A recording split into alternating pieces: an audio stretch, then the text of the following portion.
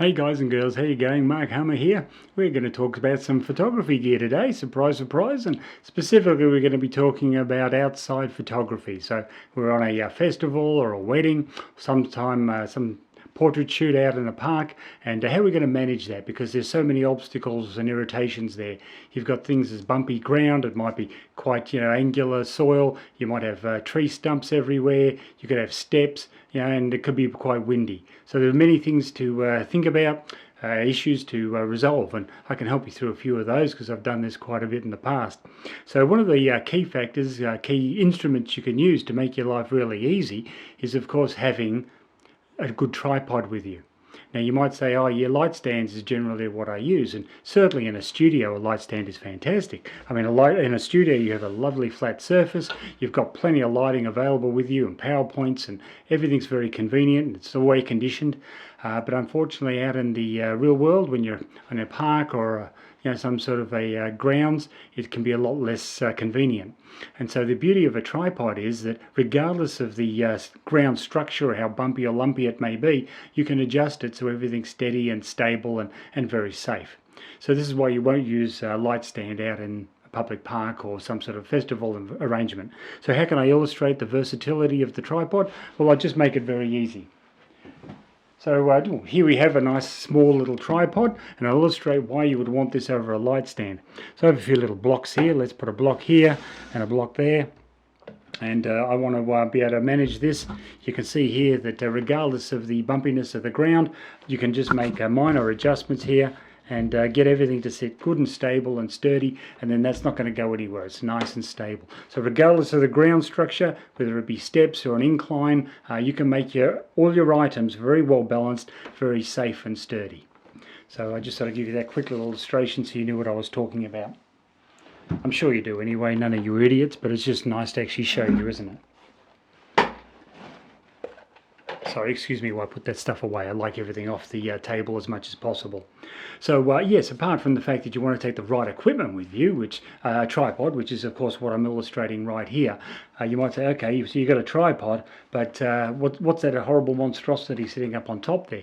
Well, you're right, it is a bit of a horrible monstrosity. It's a bit of a Frankenstein's monster there, isn't it? But what it is it's a collection of speed lights onto a bracket, a four-way speedlight bracket, and this enables me to have backlighting that I can contour around the shape of the person.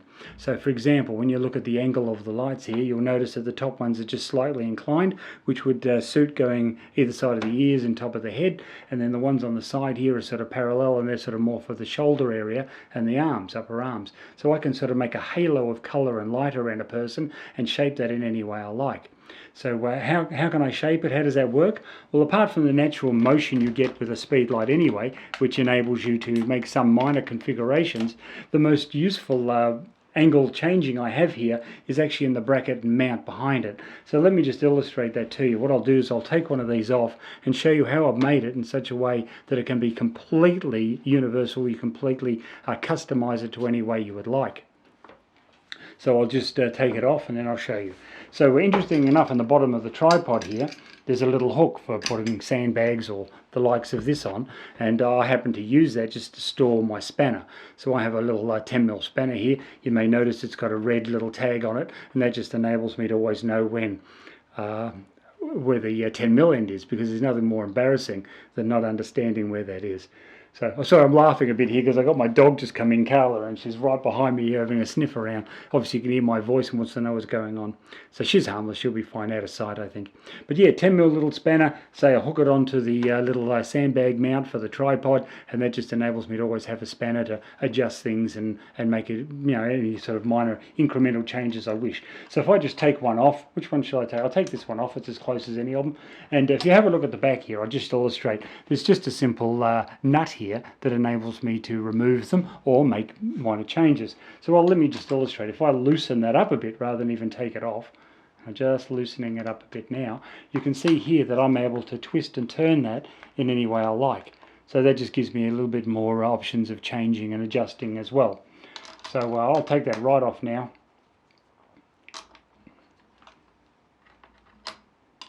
Taking it right off is not quite as easy as just loosening it, but I'll get there.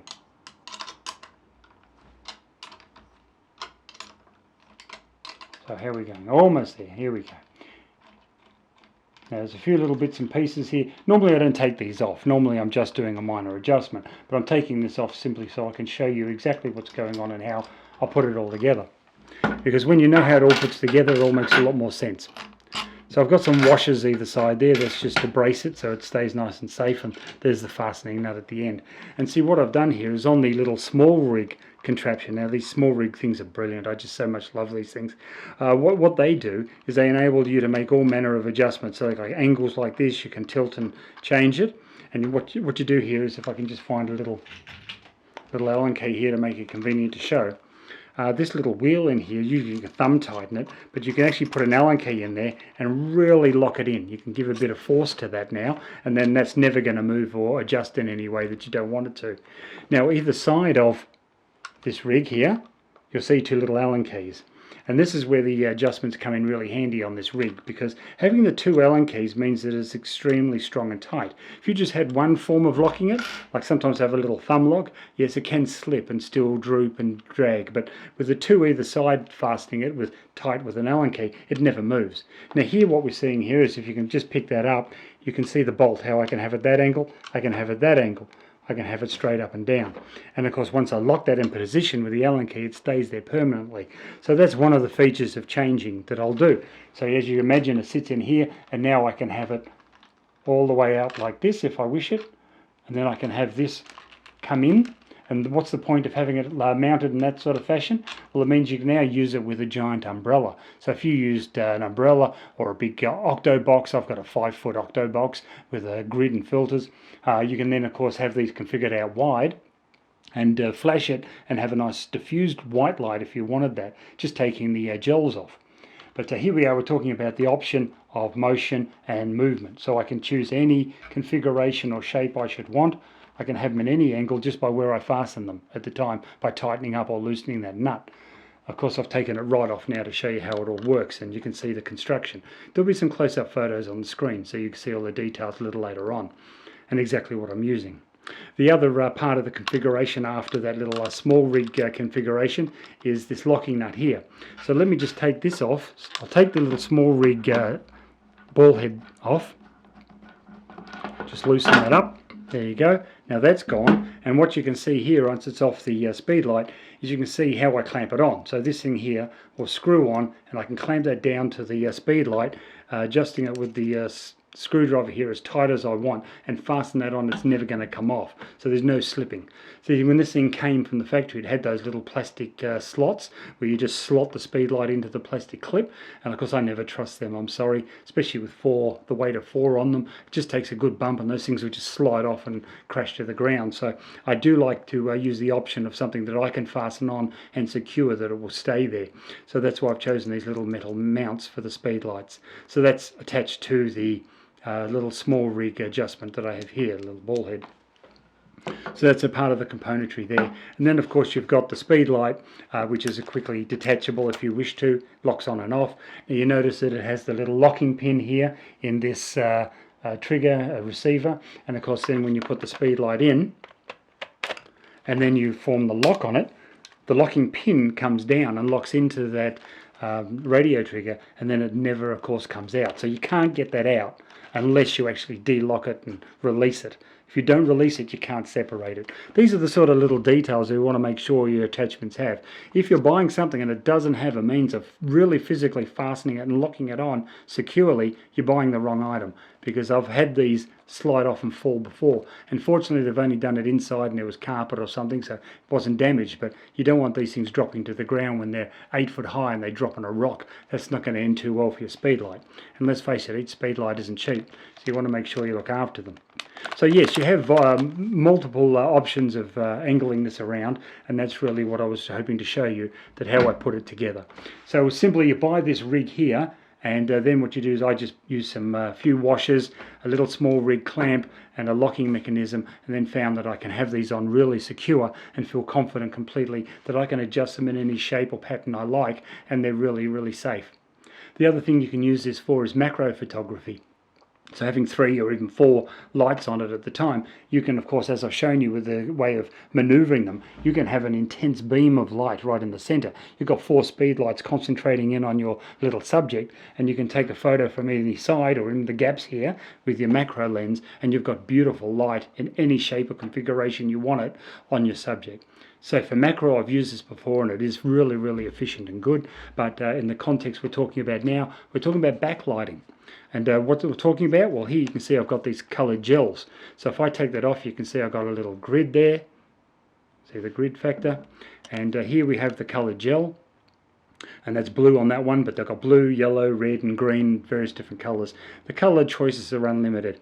So these things just magnetize on very simply onto your speed light. They have a little rubber configuration here that just, it's simply this, it's a magnetized little rubber ring. You push it over the top of your speed light, and then of course the next layer goes on, which is then for your gel color.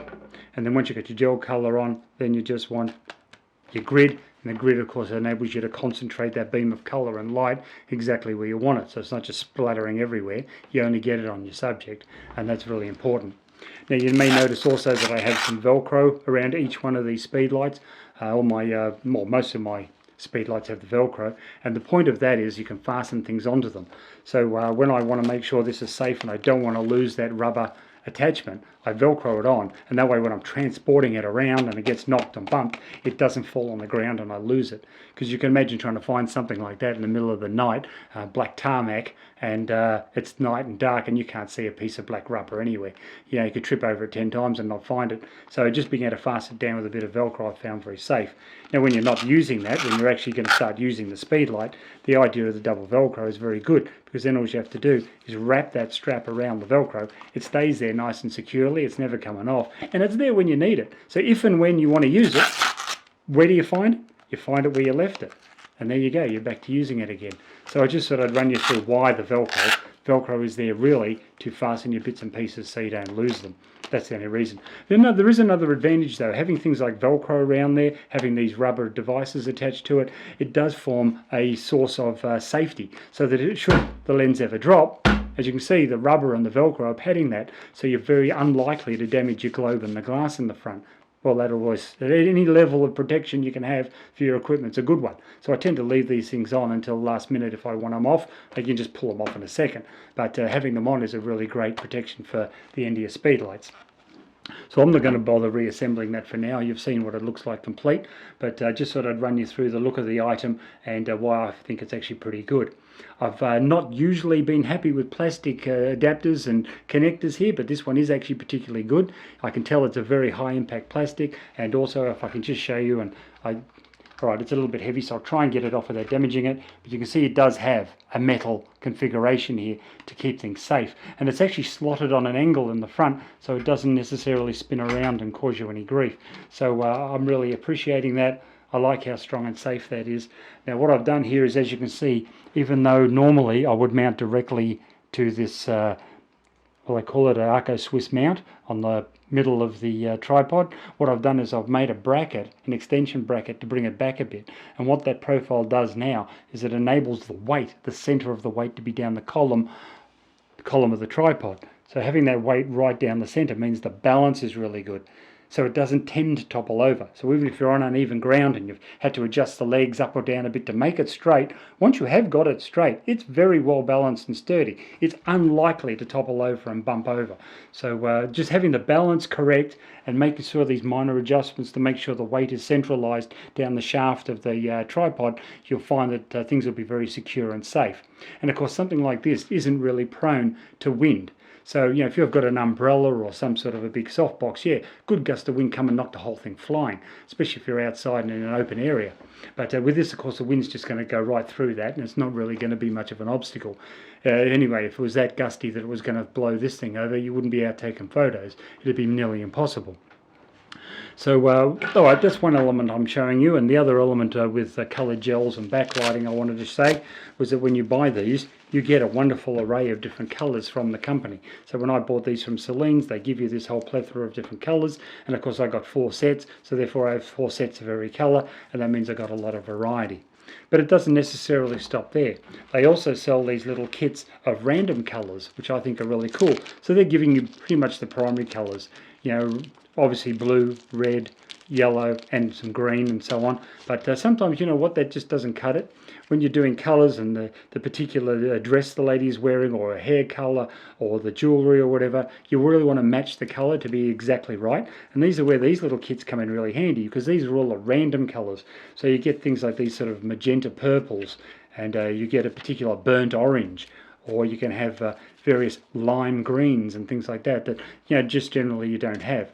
So yes, you can combine a blue and a red and you end up with purple, but you're not choosing what shade of purple it is. And so it's really nice to have these very inexpensive little gel kits. I think they're like $5 or $10, and of course you've got every colour under the rainbow then to choose from.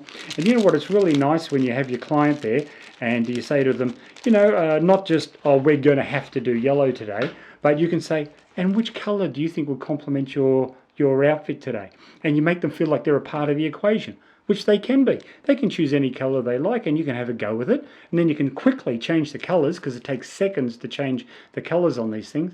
And then of course you know, you can have multiple colours and multiple efforts and make them feel part of the creative experience, which is really nice for the client to be involved in that way. And it can be quite a lot of fun playing with the colours. So I just put my little spanner back on its little clip so I know where it goes, and there we go, that's nice and safe. So another thing I can show you, you'll see on the bench here that I have another set of speed lights here and another clamp, and this is simply just the same sort of configuration as this, but this is a three-way one. Now I've used this extensively. This four-way one is a new thing for me. I just want to make sure I can have every colour of the rainbow going on. A little bit greedy, I suppose. But this one is the one I sort of used for a very long time and found it very efficient. So you don't have to have four, you can have three, you can have two, you can have one speed light. The principle of it is not how many speed lights you're using, it's really about the fact you're trying to be creative. So rather than just using your camera and a decent lens and hoping for the best with the ambient light, you want to be in control of light. And whether that be the backlight or it be your front light, how you are creative with that, that's all going to add to the photo's mystique and interest and beauty. So don't be scared to use a lot of different lighting and bring it with you and have a go. I know it can be a nuisance to carry around. Find a nice little trolley bag, you can put it all in, and then if you want to use it, you can bring it out and it's not too much of a hassle because it's with you. If you don't bring it, you won't use it, and then your photos are going to be a little bit more boring and average, aren't they? So anyway, this three-way one works really well. I just wanted to take one of the speed lights off and show you that every speed light, in case you're unfamiliar with this, every speed light does have a little locking pin. So it has its locking device on the back. Click, click, on, off. When you activate that, a little pin at the front here extends down and it locks into a slot. Now, if you don't have that slot for it to lock into, it's not locking onto anything. And this is a problem with many of these generic clips that come with these sort of units. Sometimes they don't have facilities to lock the speed light on. It's really just sitting in there and hoping for the best that it stays there. These ones here, of course, do have a proper metal mount, and they have the hole for the locking pin, so that when I now put this in and I lock it, that pin is now sunken into that mount and it can't come off. It will not come off until you disengage it. So you've got to mechanically disengage it for it to come off, and that's really securing. I mean, let's face it, you can see I've got a lot of speed lights. I've got like 8 here at the moment. I'll show you one more in a minute. And 8 speed lights is a lot of money, especially when they're all Nikon top-end ones. And the point of that is not bragging about how many I got, but the point is look after them. Make sure that the mounts and the clips you use, and I was illustrating this one here that you can thread in and really get some bite onto your speed light. It locks it on and makes it safe. So do be aware of how important that is. That's a really big important feature.